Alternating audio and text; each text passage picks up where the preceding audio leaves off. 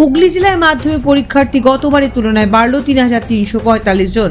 চলতি বছরে মাধ্যমিক পরীক্ষার্থী ছাত্র থেকে ছাত্রীর সংখ্যা বেশি ৫,০০০।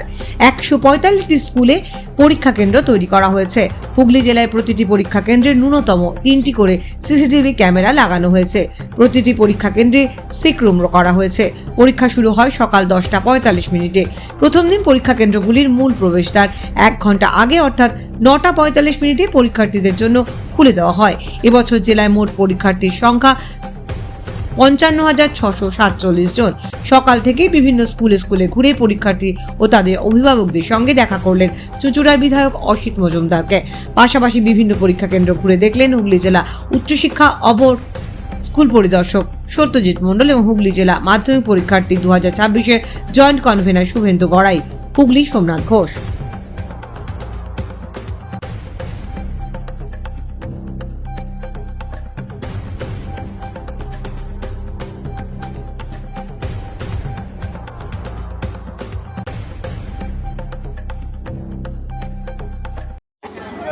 প্রিপারেশন কেমন হয়েছে? বলছি আজকে প্রথম কি পরীক্ষা? বেঙ্গলি। আর কি কি নিষেধাজ্ঞা আছে এবারে? ব্যাগ তো অ্যালাউ করছে না, আর এদিকে স্কেল অ্যালাউ করছে, আর জলের বোতল অ্যালাউ করেছে, করেনি কালার ছাড়া। কি নাম তোমার? কোন স্কুল?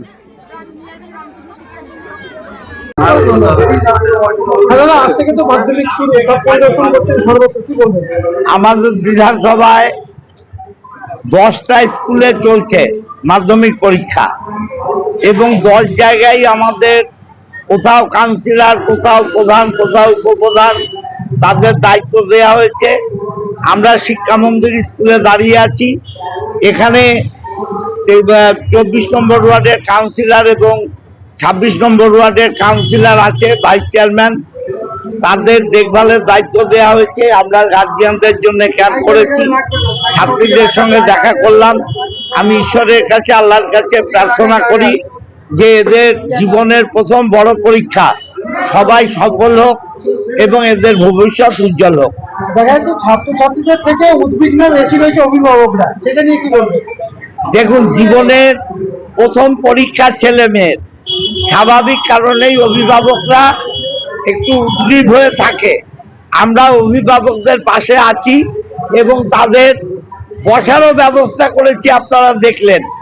তাদের যাতে কোনো অসুবিধা না হয় আমাদের কাউন্সিলররা সেটা দেখবে।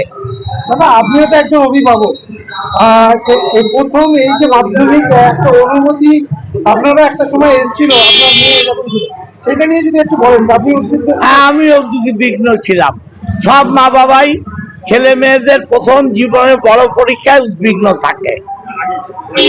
আমাদের হুগলি জেলাতে মাধ্যমিকের সেন্টার রয়েছে মেন ভেনু 51টা, সাব ভেনু আছে 94টা, মোট 145টা।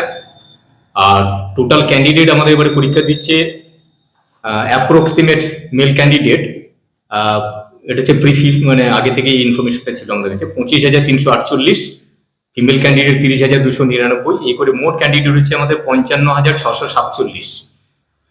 এবং প্রত্যেকটা সেন্টারেই কোশ্চেন পেপার পৌঁছে গেছে সুন্দরভাবে। আর ঠিক 5 মিনিট পরেই আমাদের পরীক্ষা শুরু হবে, 45-এ শুরু হবে আমাদের। এখনো পর্যন্ত আমাদের কোনো খারাপ কিছু ঘটনা এখনো পর্যন্ত আমাদের সামনে আসেনি কন্ট্রোল।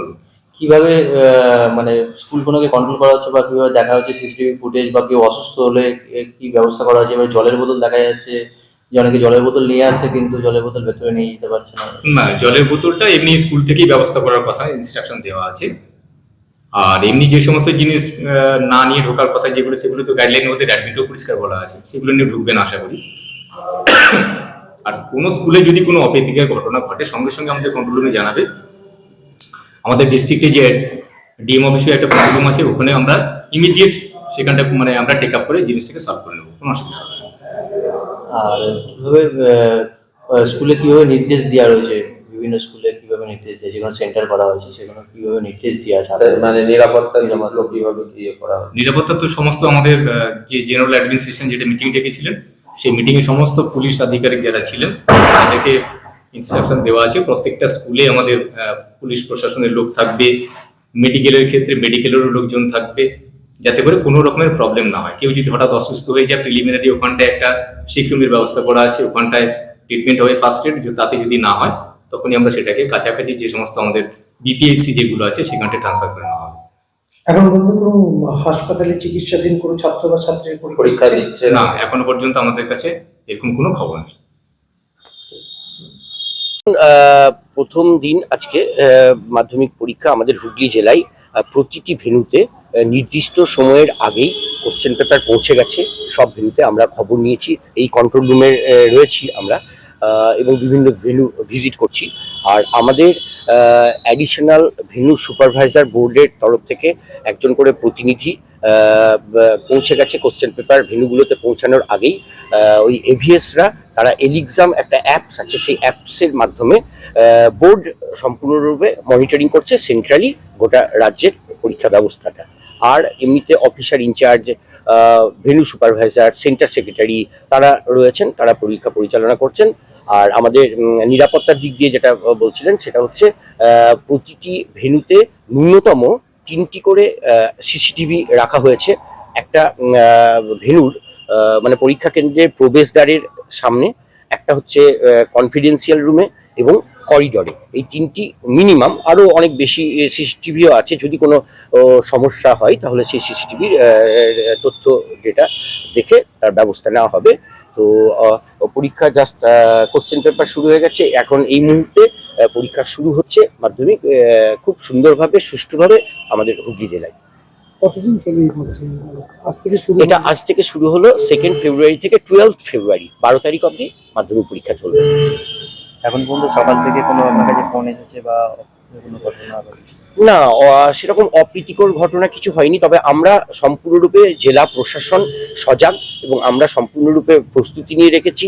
যদি কেউ কোথাও অসুস্থ হয়ে পড়ে তাহলে তাকে সেরকম ট্রিটমেন্ট দিয়ে, কেউ যদি হাসপাতালে ভর্তি হতে হয় হসপিটালাইজ, তাহলে সেখানেই কিন্তু বোর্ডের নির্দিষ্ট নিয়ম আছে, নিরাপত্তা ব্যবস্থা সুরক্ষিত রেখে সেখানেই কিন্তু পরীক্ষার্থীদের পরীক্ষার ব্যবস্থা আমরা করার জন্য তৈরি হয়ে আছি। কতবারে ছাত্রছাত্রীদের এভাবে সংখ্যায় বাড়লো? দেখুন, প্রত্যেকবারই বাড়ছে আস্তে আস্তে। যেমন ছাত্রীর সংখ্যা আমাদের এখানে ছাত্রের চেয়ে কিন্তু বেশি আমাদের জেলায় এবছর। গত বছরও ছিল, এবছরও আনুমানিক 30,000 মতো আনুমানিক। এটা কিন্তু আমাদের সম্পূর্ণ সঠিক ডেটাটা বোর্ড প্রেসিডেন্ট একমাত্র আমাদের ঘোষণা করেছেন অলরেডি। আপনার নাম আছে? আমার নাম শুভেন্দু গড়াই, আমি জয়েন্ট কনভেনার হুগলি জেলা মাধ্যমিক পরীক্ষা 2026।